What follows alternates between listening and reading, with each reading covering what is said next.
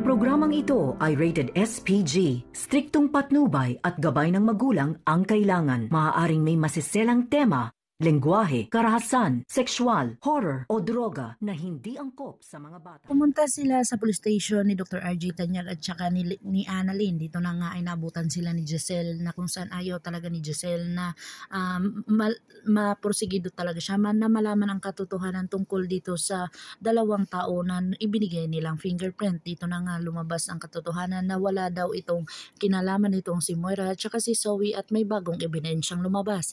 Dito na talaga napaisip itong si Giselle na talagang hanapin dito sa hotel ni Moira at talagang naabutan nila itong si Nerissa habang nag-uusap sila ni Moira. Dito na ay kinaladkan nila at talagang tiningnan kung andoon ang sapatos ni Moira at wala silang makita. Dito na napag-isip-isip ni Giselle na kung hindi kay Moira ay positibong nasa kay Zoe iyon. Dito na sinabi ni Dr. RJ Tanyag na pwedeng nasa bahay daw nila ang ebidensya na kung saan dali-dali silang pumunta doon at nabuksan nila ang kwarto ni Zoe ay talagang nakabungad sa kanila ang shoes box. Dito na binuksan ni Giselle ang katotohanan kung saan nagmatch ito at talagang positibo sila na si Zoe ang dahilan kung bakit nahulog sa pangpang itong si Don Pepe.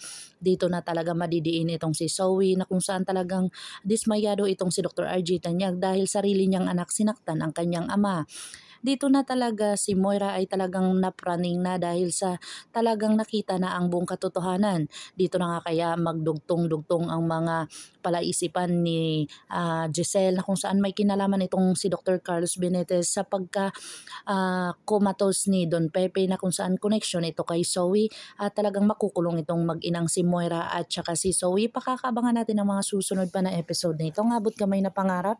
If you like my story, please like, share, and subscribe para ma-update po kayo sa mga susunod pa. Yun lamang po at maraming salamat.